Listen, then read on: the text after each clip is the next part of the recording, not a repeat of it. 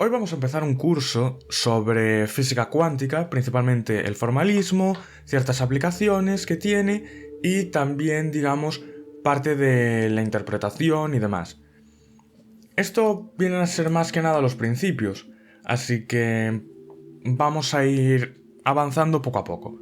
Lo primero que vamos a hacer va a ser un repaso de ciertos conceptos clave de mecánica clásica, así que vamos a empezar con eso en este vídeo. Vale. Lo primero que vamos a mirar son las ecuaciones del movimiento. Ecuaciones del movimiento. Que básicamente tenemos que imaginar que tenemos un sistema físico que viene descrito por unas cantidades Q sub i dependientes del tiempo, que pueden ser tanto las coordenadas espaciales x y z, como el radio, un ángulo y otro ángulo. Distintas cosas, no tienen que estar relacionadas directamente con el espacio. Es una abstracción, digámoslo así. Y después tenemos pues sus velocidades correspondientes, que son las derivadas temporales, o sea, la derivada con respecto al tiempo, de estas Q sub i. Y en total, en nuestro sistema vamos a tener n grados de libertad.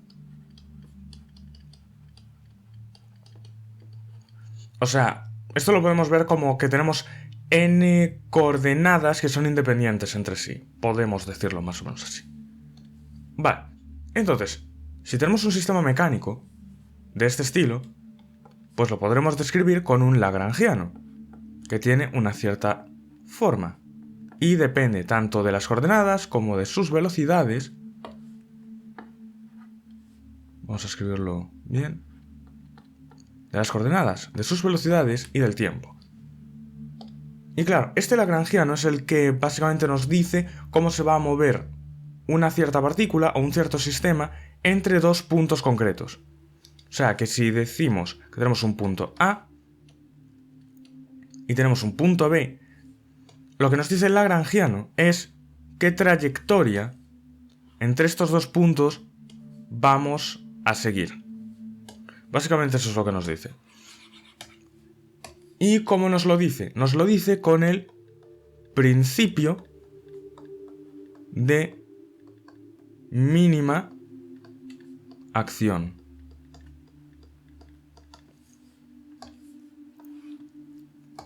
Que básicamente nos dice que hay una cantidad, que es la acción, la cual denotamos como S, que es la integral entre el primer punto y el segundo punto de nuestro lagrangiano integrado en el tiempo. Esto es importante, porque para que lo visualicemos mejor, este lagrangiano tiene una forma al igual Q1 al cuadrado más Q2 al cuadrado más K Q.3 al cuadrado. Puede tener una forma así. Esta forma es lo que vamos a sustituir aquí, y como todo esto depende del tiempo, esto va a ser una integral de unas funciones que dependen del tiempo. Entonces, claro, si queremos aplicar el principio de mínima acción, este principio lo que nos dice es que esta acción tiene que ser mínima. Por tanto, eso se viene a plasmar con que si derivamos la acción con respecto a la trayectoria, llamémoslo así, esa derivada tiene que ser cero, lo cual, tras unas deducciones que se verían en un curso de mecánica, nos conduce a las ecuaciones de Euler-Lagrange.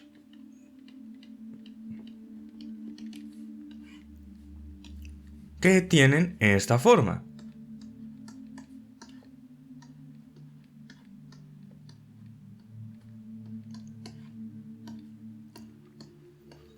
Y claro, aunque esto parezca muy abstracto y demás, esto realmente tened en cuenta que esta L es algo como lo que vimos antes. Q1 al cuadrado más Q2 al cuadrado o lo que sea. Entonces eso lo podemos derivar con respecto a las Qs y con respecto a las Q puntos. Básicamente.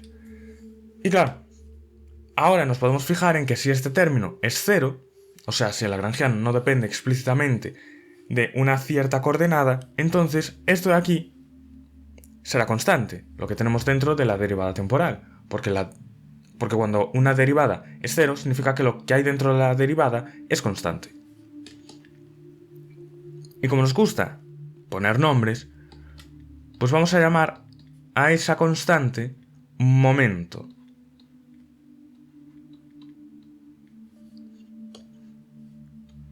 Y esto sería un momento.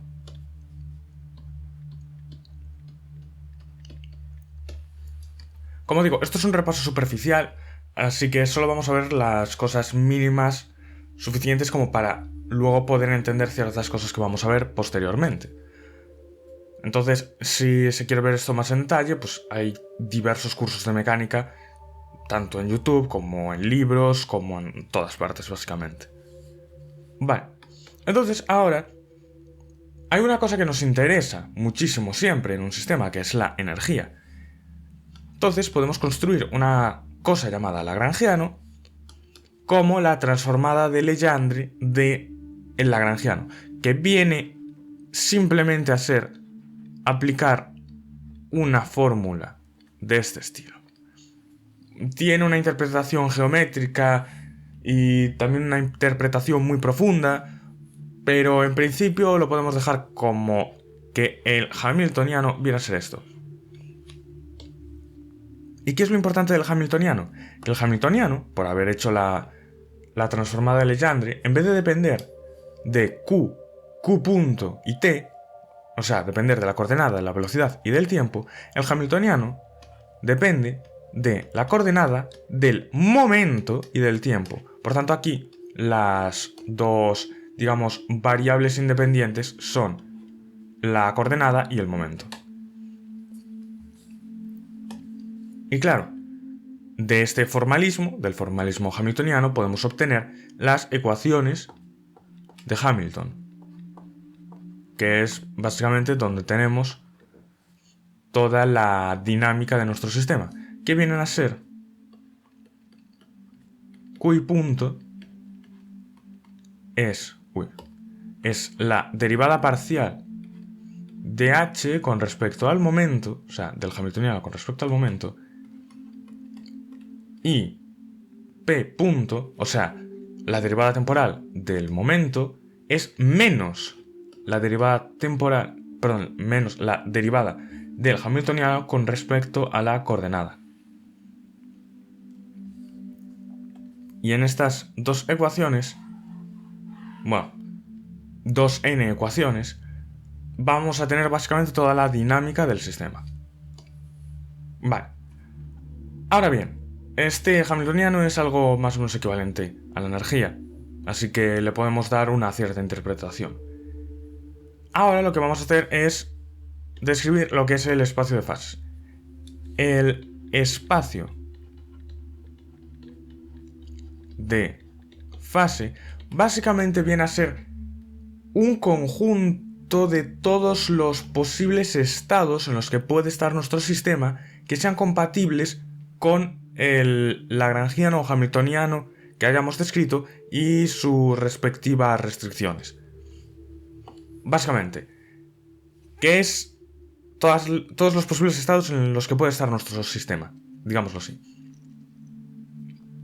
Entonces lo podemos caracterizar como un vector, o sea, una posición en este espacio de fases puede ser un vector en el cual las primeras n cantidades van a ser las coordenadas y las n siguientes, o sea, las n últimas, son los momentos. Entonces, por poder podemos escribirlo de esta forma. Q sub i, P sub i. O de forma, digamos, vectorial, de esta forma. Vale. Ahora tenemos que describir otra cosa que también es muy importante, que es el corchete de Poisson.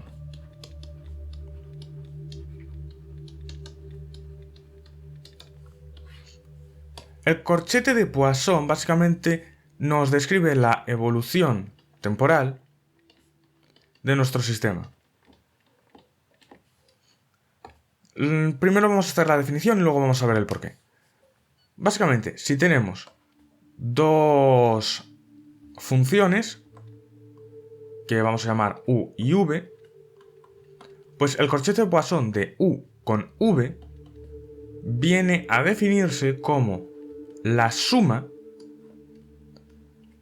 de la parcial en u con respecto a q sub i por la parcial de v con respecto a p sub i menos la parcial de u con respecto a p sub i por la parcial de v con respecto a q sub i.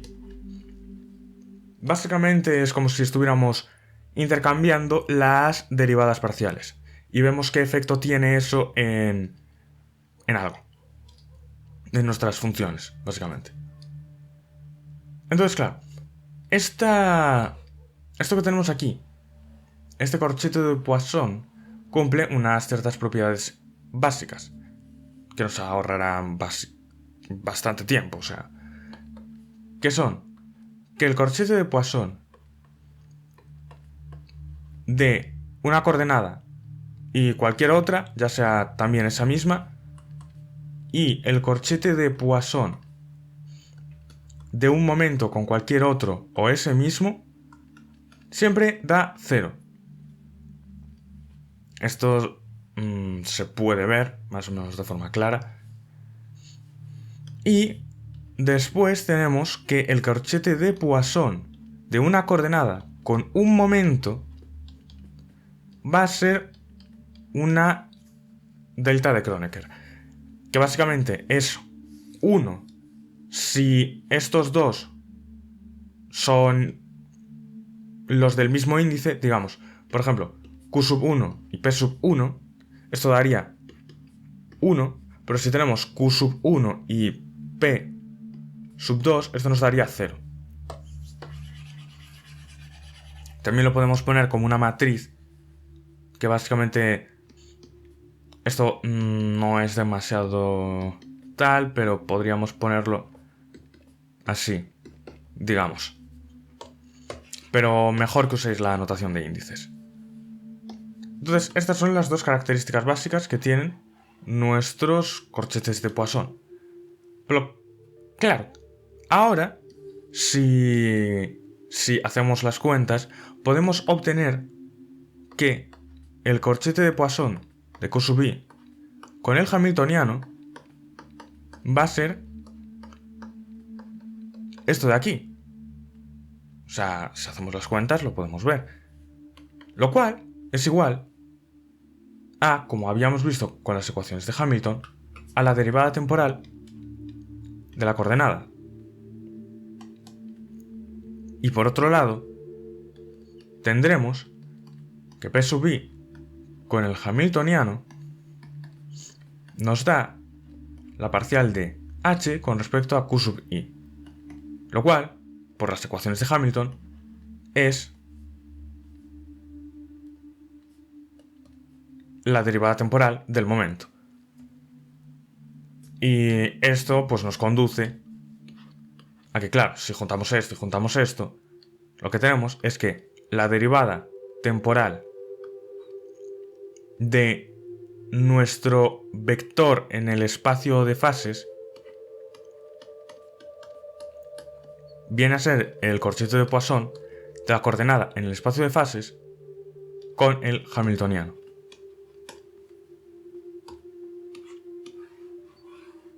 Y lo que es más importante aún, que entonces, como toda cantidad se construye en base a las q's y las p's, entonces podemos obtener que si tenemos cualquier cantidad, su derivada temporal va a ser la derivada parcial con respecto al tiempo más el corchete de Poisson de esa cantidad con respecto al... O sea, el corchete de Poisson de esa cantidad A con respecto al hamiltoniano. Lo cual nos dice que el hamiltoniano rige la evolución temporal usando el corchete de Poisson, básicamente.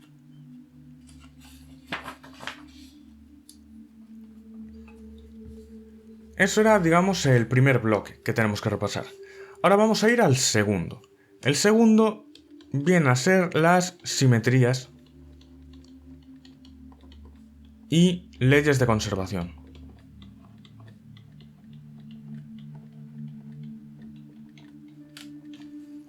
Vale, ¿qué vamos a tener aquí? Lo que vamos a tener aquí es ver que cuando tenemos una simetría en nuestro sistema, vamos a tener también una cierta cantidad que se conserve. Y vamos a ver una deducción básica. Vamos a poner, por ejemplo, una homogeneidad en el tiempo.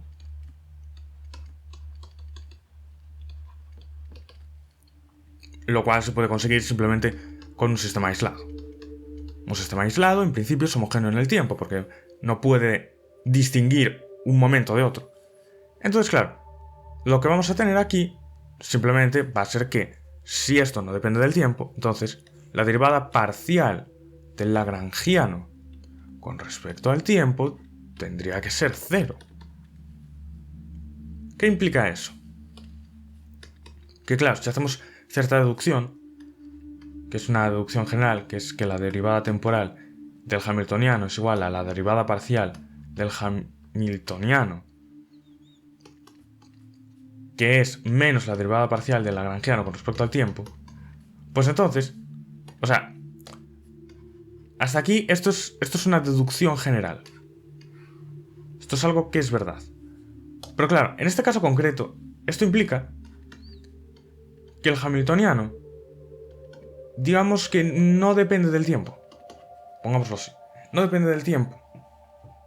No cambia. Entonces, lo que tendremos es que el hamiltoniano es una constante en el tiempo. Por tanto, si nuestro sistema no depende del tiempo, entonces el hamiltoniano se conserva.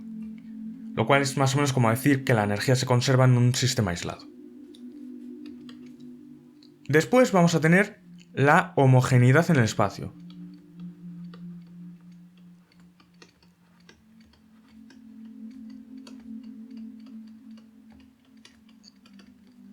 Que básicamente significa que podemos coger un sistema y trasladarlo en el espacio entero, que no va a haber ningún cambio. Entonces, ¿qué tipo de transformación es esta? Pues básicamente es coger si tenemos un sistema de, digamos, n partículas, pues cada partícula va a venir dada por un R sub i. O sea, la partícula i tiene unas coordenadas R sub i. El subíndice te dice qué partícula es. Vale, entonces la transformación que vamos a hacer sobre sus coordenadas espaciales va a ser sumarle una cierta cantidad. Vamos a desplazarlas todas la misma cantidad en la misma dirección. Por eso no ponemos aquí un subíndice. Entonces, vale, hacemos esto. ¿Cómo cambia el lagrangiano? Pues el lagrangiano, tras hacer este cambio, añade también este término, que es este de aquí. Vale, entonces, ahora lo que vamos a tener es que si reordenamos esto y aplicamos las ecuaciones de Euler-Lagrange, que estaban aquí, si aplicamos esto, sabemos que esto es igual que esto. Por tanto, esto de aquí se va a transformar en la derivada con respecto al tiempo de la derivada del lagrangiano con respecto a las velocidades.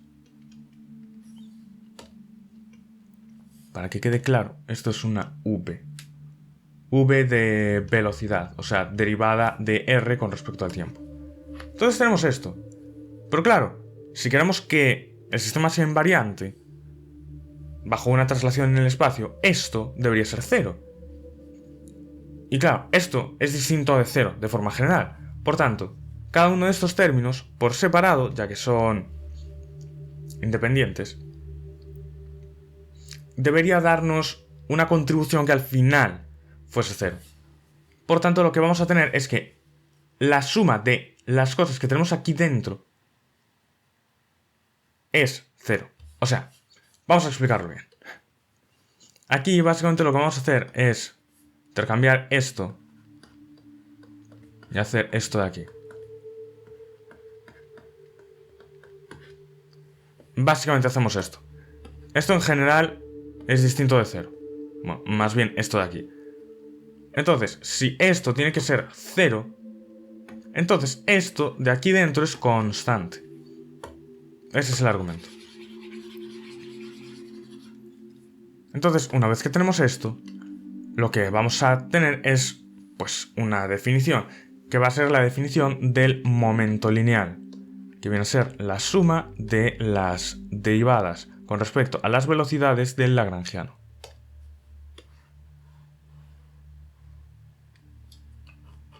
Que vamos, que es lo que definimos antes como momento.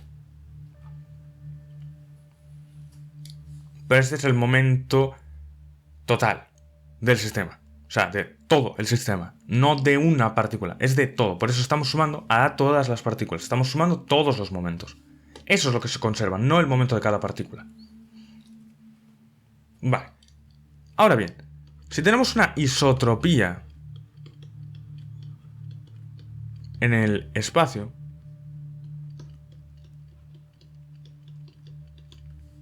que básicamente que podemos rotar el sistema y se queda igual. Pues vale, vamos a suponer que vamos a rotar el sistema un cierto ángulo, un ángulo Z, con un eje de rotación que va indicado por el vector unitario n. Ok, entonces lo que vamos a tener es que nuestras posiciones van a cambiar de esta forma. O sea, cada posición va a cambiar así. Y cada velocidad va a cambiar así. Ok.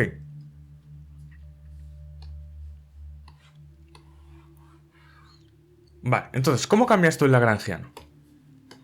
De forma general, cambia el lagrangiano haciendo que tengamos un término extra que es de la forma... Esto es una R por esto...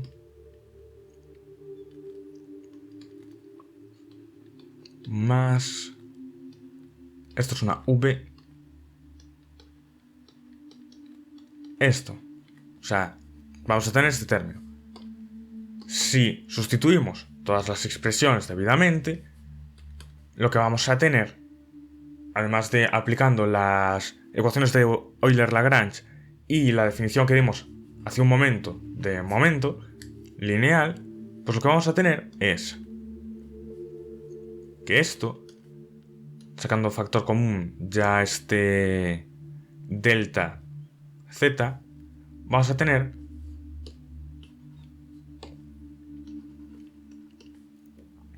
el sumatorio de esto de aquí, que es una expresión un pelín larguita. Esto es un producto escalar. Vale. Si queremos seguir simplificando más esta expresión, vamos a llegar a esto de aquí.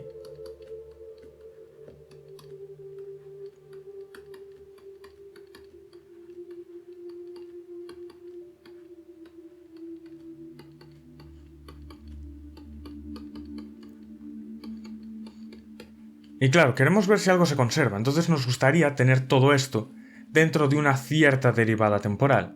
Entonces, lo que vamos a hacer va a ser usar, digamos, la regla de la cadena, que sabemos que la derivada con respecto al tiempo de A por B es igual a la derivada de A con respecto al tiempo por B más A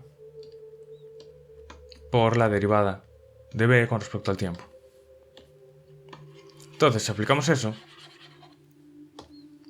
lo que podemos ver es que estos dos términos en total son iguales a esto que vamos a escribir aquí. Ya pasamos la derivada temporal fuera del sumatorio.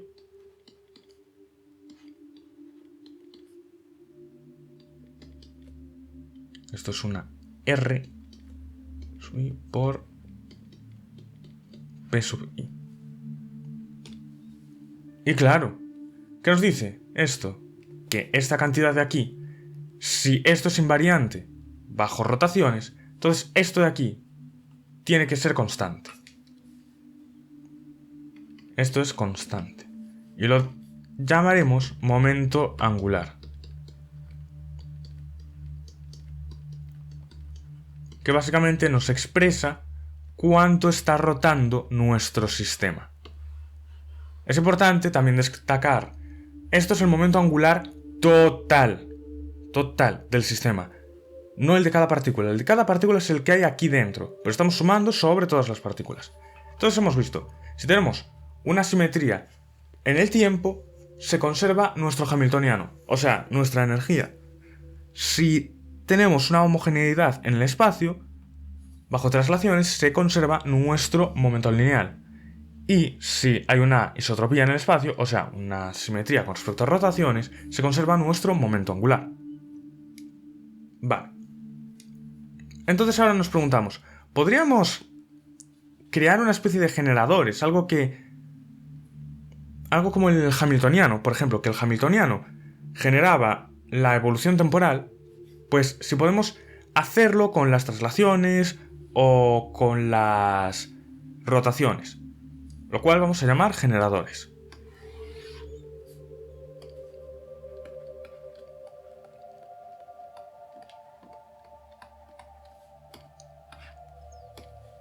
Vale, ¿cómo construiríamos estos generadores? Vamos a poner como primer ejemplo este. Vamos a partir de que tenemos una sola partícula por simplicidad. Y vamos a hacer una traslación infinitesimal.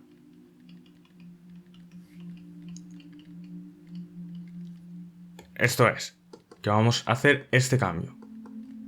De R a R' igual a R más epsilon, siendo este epsilon muy pequeño, y P va a pasar a P', que es igual al P inicial, porque el momento no cambia.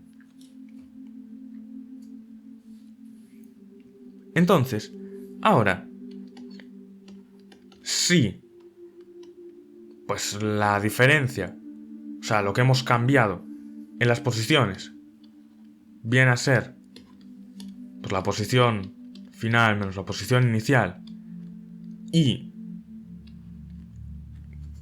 bueno, y esto es epsilon, obviamente, y la diferencia de momentos viene a ser el momento final menos el momento inicial, que es 0, la diferencia porque son iguales. Entonces lo que vamos a tener es que nuestro generador va a ser este de aquí. Voy a escribirlo de una forma más clara.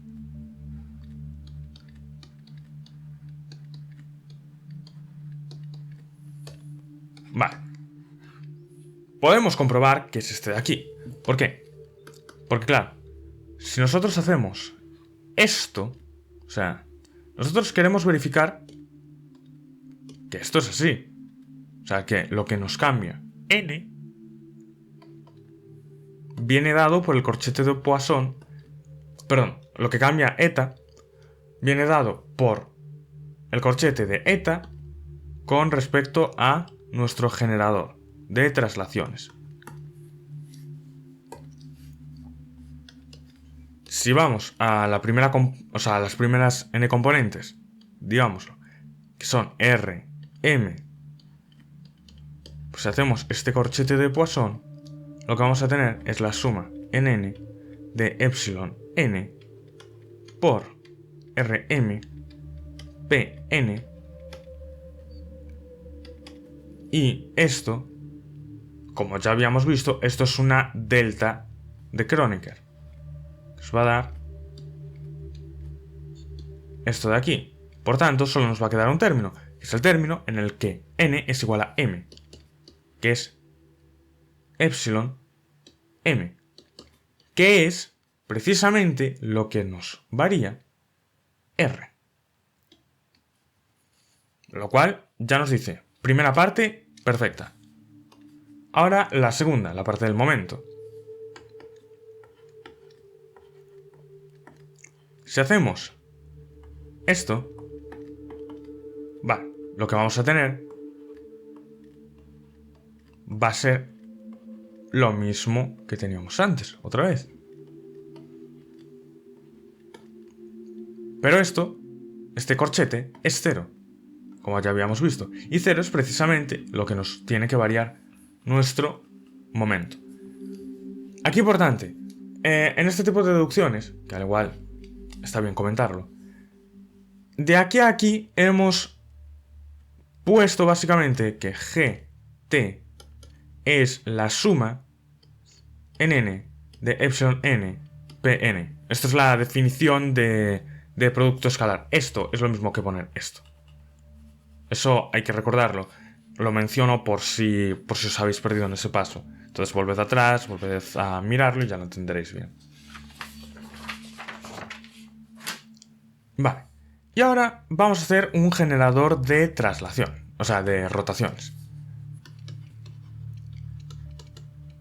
Entonces vamos a poner, por simplicidad, una rotación en torno al eje Z, un ángulo epsilon. Entonces, nuestras x, y se van a transformar de la siguiente forma.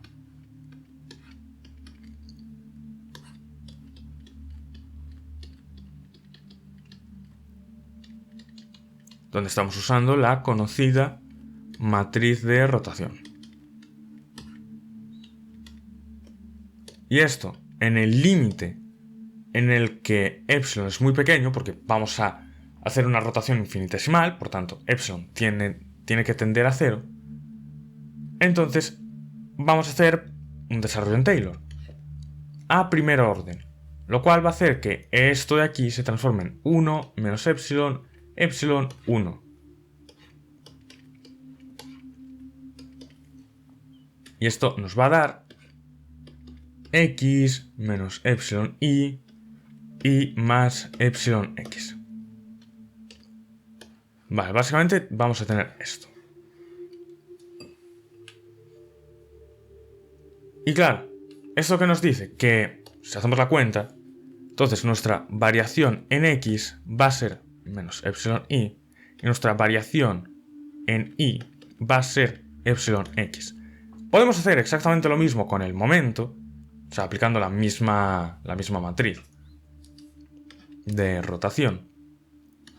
Y lo que vamos a obtener es que la variación en el momento x va a ser menos epsilon pi y la variación en el momento y va a ser epsilon pi. Y bueno, la variación en z es 0 y la variación en pz es 0. Esto es evidente, porque no estamos tocando nada esa coordenada. Vale, entonces, ¿cómo conseguimos esta rotación con un generador? Pues la vamos a conseguir haciendo un generador de este estilo. Epsilon x pi menos i px. Que si nos fijamos, esto es la componente z del momento angular. Y esto se puede comprobar simplemente con que al aplicar sobre nuestro eta esto, nos da lo que necesitamos que dé. O sea, nos hace bien la transformación. Entonces, podemos poner para una rotación con respecto a cualquier eje, un eje dado por n, pues tendremos que el generador es este de aquí. Vamos, es la componente, o sea, es la proyección del momento angular en la dirección del eje de rotación. Y bueno, para el caso temporal, que es lo último que vamos a ver, lo que tenemos es que la variación temporal es esto en un tiempo trasladado menos esto en el tiempo inicial. Si hacemos Taylor a primer orden, porque vamos a hacer una traslación temporal infinitesimal, lo que nos va a quedar es esto de aquí. Uy. Lo que nos queda es esto de aquí. ¿Y cómo se consigue este cambio? Pues se consigue, como ya habíamos visto antes, con el Hamiltoniano.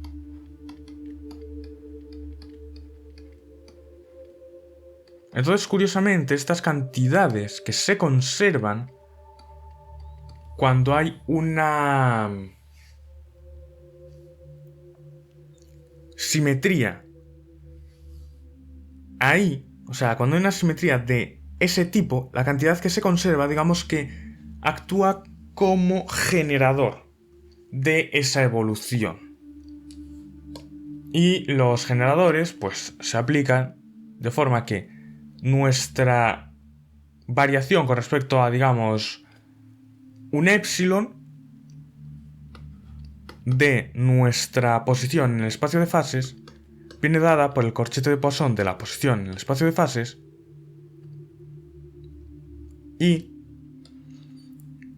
esta epsilon que estamos variando y nuestro generador correspondiente.